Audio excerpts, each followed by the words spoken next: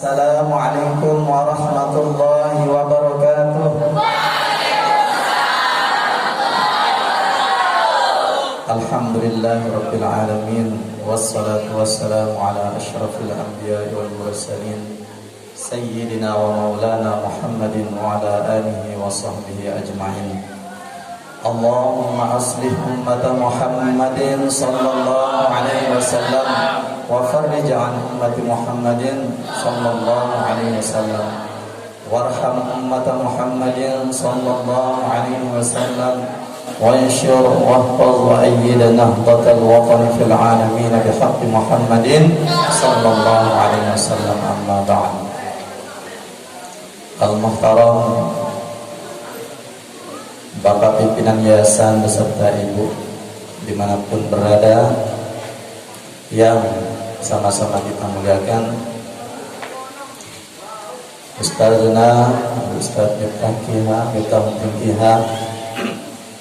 yang menjadi pembina kita doakan mudah-mudahan tetap dalam keadaan sehat walafiat sehingga terus menerus memberikan pengalaman hidup, karena beliau lebih dulu hidup di dunia ini, lebih tua dari kita, tentu pengalaman beliau lebih banyak.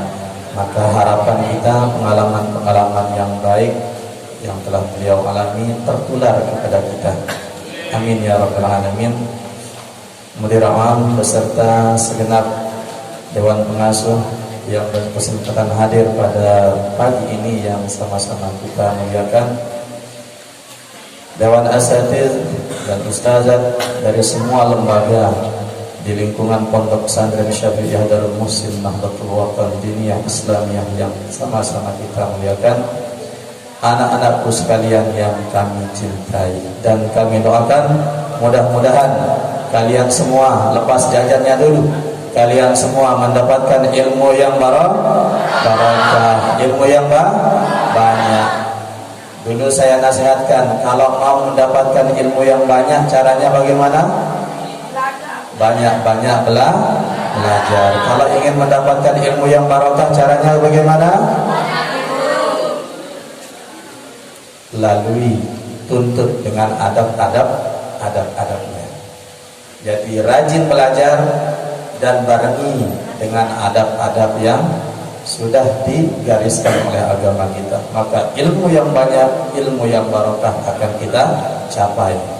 Kita ulang lagi kaul Syekh atau Syekh dari guru besar kita Al-Mafrullah Maulana Syekh, yaitu Syekh Hasan Masyad.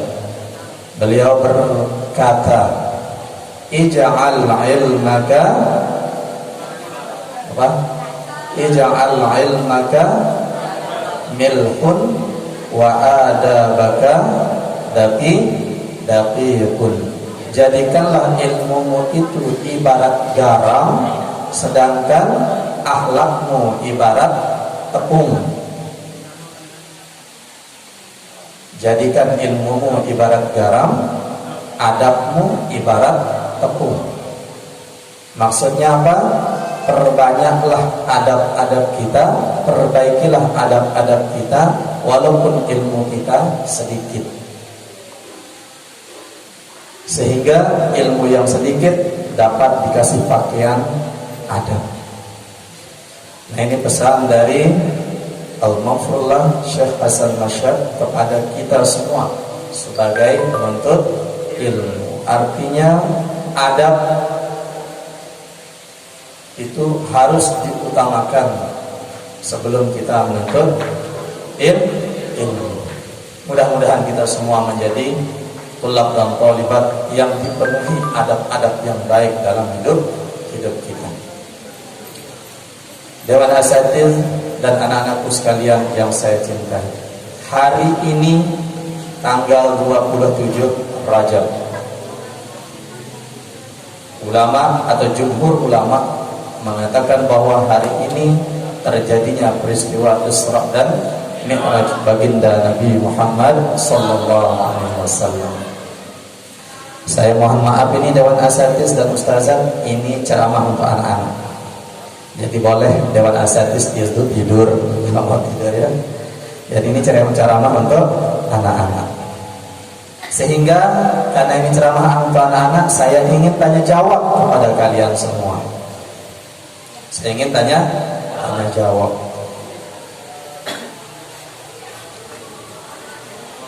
Sudah siap tanya jawab? Ya. Baik. Isra artinya apa? Hah? Isra artinya memperjalankan. Apa? Memperjalankan. Kalau berjalan sara yasri. Kalau asra memperjalankan. Nah, ketika kita menggunakan lafaz memperjalankan, di sana ada keikutsertaan orang lain yang memperjalankan kita. Saya berjalan, berarti saya sendiri yang berjalan. Namun ketika saya mengatakan saya memperjalankan, maka saya jadi fa'il, kalian menjadi maf'ul.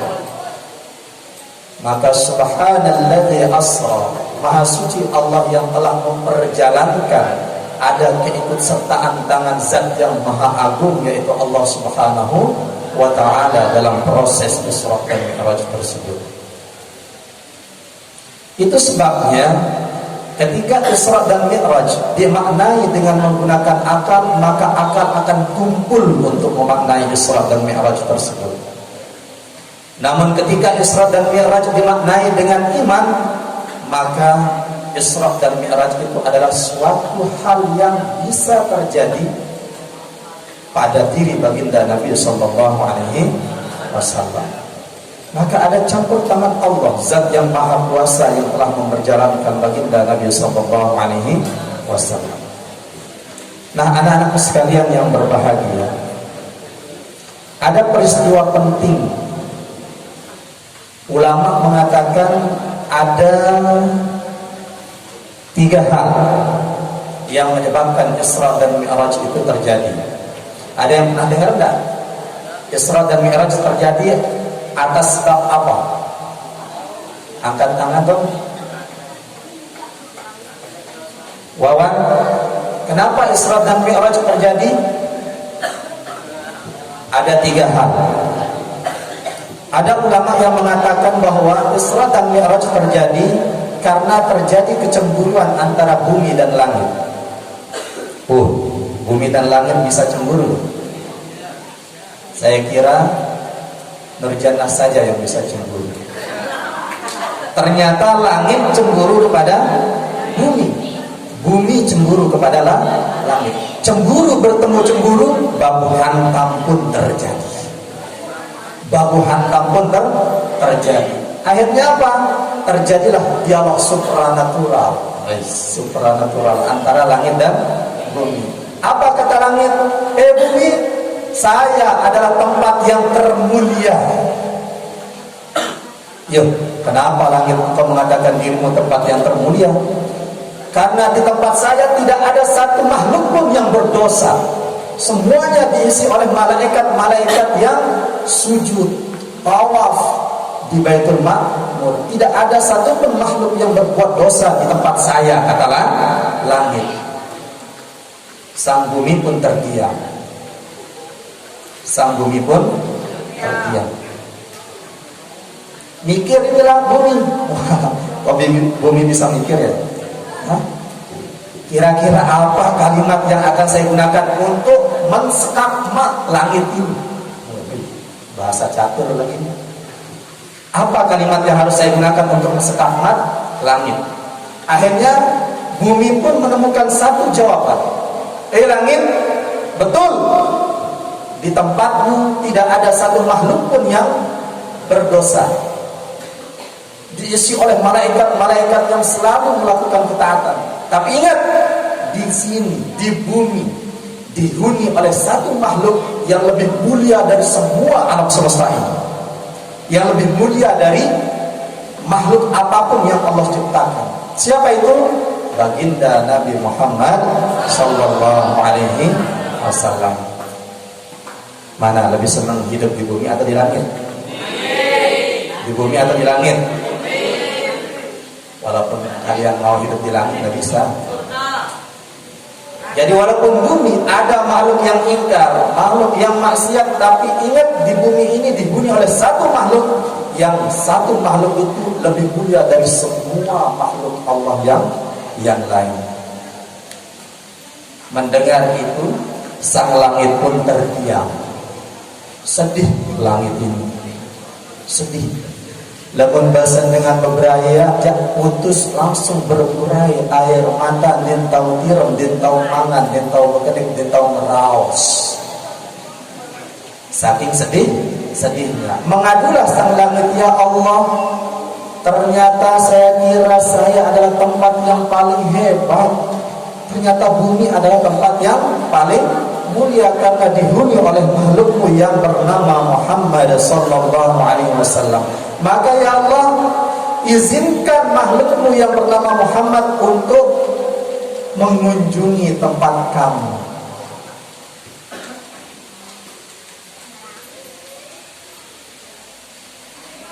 Maka terjadilah peristiwa Isra dan Mi'raj untuk memenuhi hajatlah langit.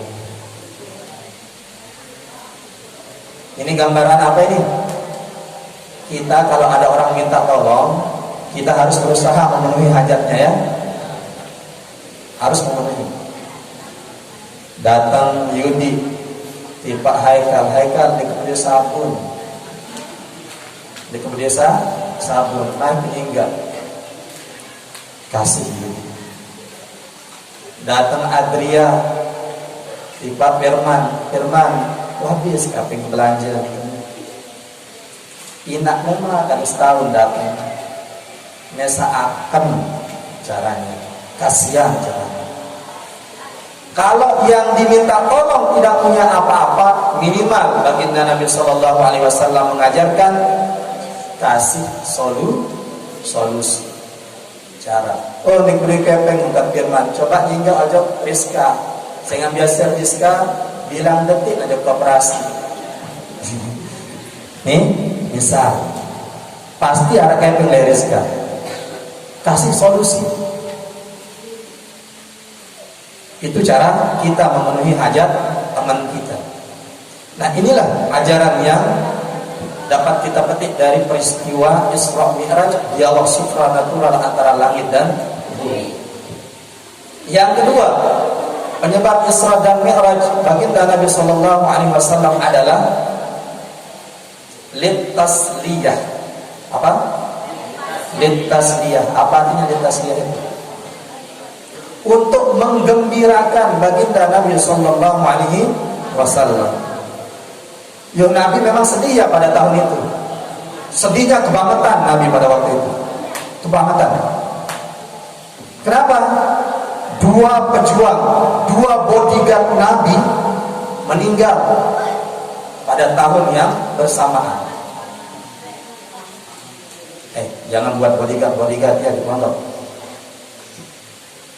Dua bodyguard Nabi meninggal di tahun yang sama. Siapa itu?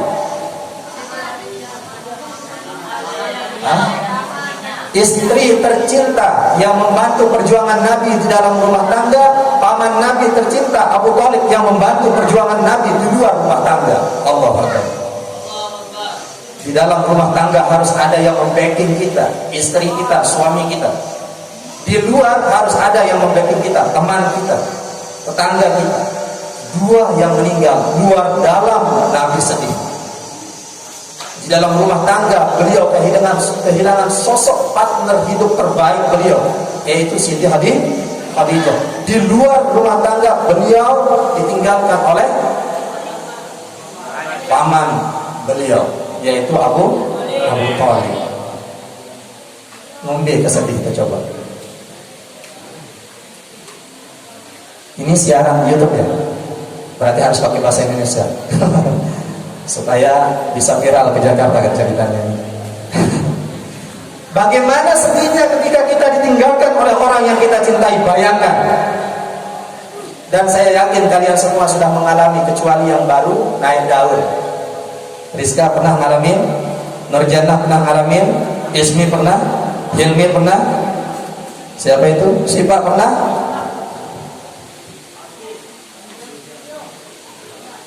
Mangan si mula 2 piring berubah jadi sidut.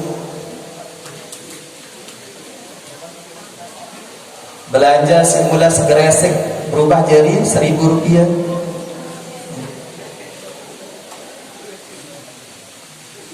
Induk samula baru jam berubah jadi semenit. Malahan itu pun uring-uringan. Kenapa? Banyak masalah. Masalahnya apa? Sedih banget. Kelawan ngeraus di nara angen, ngengat di nara balong. Ngengat darah balong, ngeraus darah angen. Tesapak nyempol dengan jangka sakit tangan, dengan jangka sedih. Bayangkan itu semua. Nabi ditinggalkan oleh 2 orang terbaik dalam hidupnya, sedihnya minta ampun. Maka untuk mengobati sedihnya bangkitan Nabi Shallallahu Alaihi Wasallam tersebut, Allah Subhanahu Wa Taala mentasliyah beliau, menghibur beliau. Namun sebelum itu, Nabi Shallallahu Alaihi Wasallam istirahat sejenak di rumah sepupu beliau yang bernama Ummu Hani, atau nama lengkap beliau adalah Hindun bin Abi Thalib. Jadi Abi Thalib punya anak bernama Ali Hindun. Nah, Nabi sebelum beliau Isra, beliau istirahat di rumah Hindun atau Ummu Hani. Di dalam istirahatnya beliau merasa tumben-tumben beliau merasa kangen ini. Tumben-tumben beliau merasa kangen terhadap Ka'bah. Sangat kangen terhadap Ka'bah. Akhirnya beliau pun berjalan pergi ke Ka'bah. Di sana beliau istirahat. Setelah istirahat, terlelap beliau di Ka'bah, di Hijr Ismail. Kemudian di tengah beliau sedang istirahat, datanglah malaikat Jibril. Ya Muhammad, yuk. Ya Muhammad, yuk kita pergi jalan-jalan. Ini bahasa kita, bukan bahasa malaikat Jibril. Ya Muhammad, yuk kita jalan-jalan. Akhirnya Nabi pun diajak jalan-jalan oleh malaikat Jibril. Menggunakan apa? Menggunakan apa? Kalau di Mekah, binatang apa yang paling terkenal? Unta. Nabi menggunakan unta ya Isra. Kalau menggunakan unta mungkin bertahun-tahun, mungkin berbulan-bulan baru sampai Baitul Maqdis. Pakai apa? Buruk. Tiga buruk. Buruk itu berasal dari baroko, artinya kilat, kisah yang menyambar. Itu gambaran kecepatan dari makhluk Allah yang bernama buruk, itu seperti kisah atau kilat. Diajak Nabi naik di atas buruk, berjalan menuju mana? Dari Masjidil Haram ke Masjidil Aqsa. Itu di mana? Saya mungkin tidak bisa seperti TGB. Kalau ada yang betul kasih uang. Saya tidak punya uang. Dari Masjidil Haram ke Masjidil Aqsa di mana itu? Palestina. Dari satu masjid ke masjid yang lain. Hikmahnya, ketika kita berpindah dari satu pekerjaan ke pekerjaan yang lain, dari satu tempat ke tempat yang lain, perpindahan kita itu harus dari hal yang positif kepada hal yang positif. Harus berpindah dari satu tempat yang baik menuju tempat yang baik. Fa idza faragta fansab. Jika kamu telah selesai dengan satu pekerjaan yang baik, kerjakan pekerjaan yang baik yang lain. Masjid ke masjid, simbol sebuah kebaktian. Maka kalau sudah selesai sholat, ngapain kita di dalam musim? Hmm? Nyapu. Setelah selesai nyapu ngapain? Mandi. Selesai mandi? Tidur lagi. Nah ini yang bahaya, berarti belum isra itu. Kalau dari sholat subuh, nyapu, mandi, tidur lagi belum isra. Tidak ada tidur subuh. Maka Nabi berjalan atau diperjalankan dari Masjidil Haram ke Masjidil Aqsa, dari satu tempat yang mulia ke tempat mulia yang lain, untuk lintasliyah, untuk menggembirakan Nabi. Sesampainya di Masjidil Aqsa, apa yang terjadi? Yuk, apa yang terjadi? Di Masjidil Aqsa beliau bertemu dengan sahabat-sahabat beliau. Siapa sahabat beliau? Al-Anbiya wal Mursalin. Nabi-nabi berkumpul di Masjidil Aqsa. Karena Masjidil Aqsa Palestina adalah negeri para nabi. Dari sanalah bermunculan para nabi, dari Nabi Ibrahim sampai Nabi Isa alaihissalam. Berkumpul di sana, datang Nabi ke Yerusalem atau Palestina, datang semua nabi. Untuk apa? Untuk apa? Untuk menyambut Nabi. Kemudian Nabi pun mengimami sholat. Ada yang bertanya, ya Ustaz, kan perintah sholat belum apa? Belum diberikan, kok sudah sholat di Masjidil Aqsa? Apa jawabannya kira-kira? Kan perintah sholat belum nih, kok ini sudah sholat di Masjidil Aqsa? Apa jawabannya kira-kira? Sudah. Perintah sholat kan nanti pas di Sidratul Muntaha. Kalau ini sudah sholat di Masjidil Aqsa. Maka secara spesial dalam Al-Quran Allah Subhanahu wa ta'ala menyebutkan, wa minal laili fatahajjad bihi nafilatan lak asa ay yab'atsaka rabbuka maqaman mahmuda. Ulama mengatakan salat yang dilakukan oleh Nabi beserta semua para nabi dan rasul di Masjidil Aqsa adalah salat tahajud. Kok bisa dinamakan salat tahajud? Ya bisa karena tadi beliau sempat tertidur di rumah Ummu Hani, sempat tertidur di samping Ka'bah di Hijr Ismail. Maka beliau sholat tahajud dilakukan setelah bangun tidur. Ini dalilnya. Sholat tahajud itu dilakukan setelah bangun tidur. Jadi Nabi pun sholat berjamaah bersama para nabi dan rasul. Setelah itu apa yang terjadi? Peristiwa Isra pun berlalu, tinggal peristiwa Mi'raj.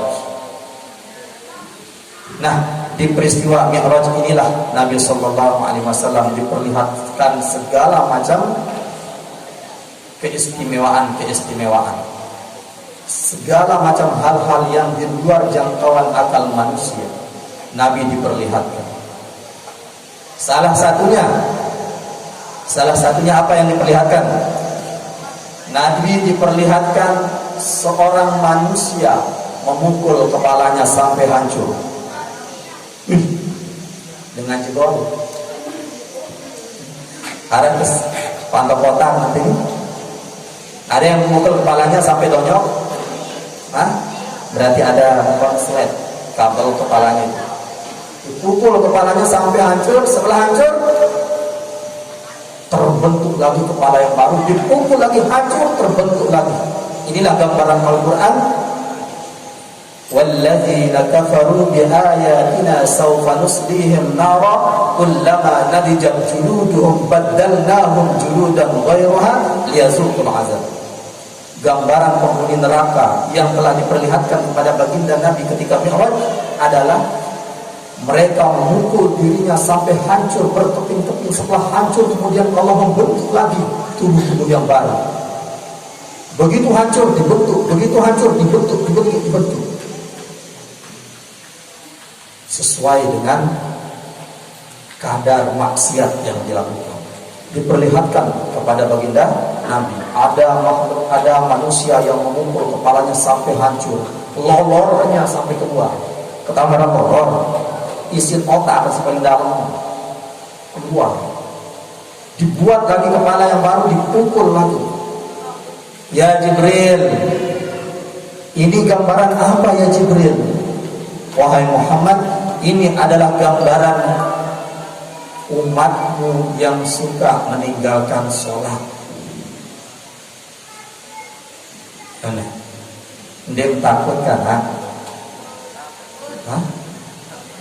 Ini adalah gambaran umatmu yang suka meninggalkan sholat. Mereka telah akan memukul kepalanya sampai hancur berkeping-keping, lolornya keluar. Dan nak lolor surgun apalagi mata dia jebol. Ini adalah gambaran umatmu yang sering meninggalkan sholat. Na'udzubillahi min zalik.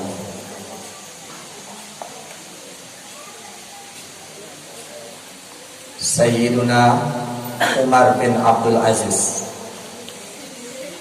suatu ketika beliau kelewatan sholat jamaah. Kemudian dipanggil oleh maha guru beliau. Mana Umar? Oh, dia terlambat datang sholat berjamaah. Suruh datang ke sini. Dipanggil Sayyidina Umar bin Abdul Aziz menghadap kepada maha guru beliau. Tanpa bertanya, kenapa kamu telat salat berjamaah? Bukan tidak salat berjamaah. Kenapa telat salat berjamaah, wahai Umar bin Abdul Aziz?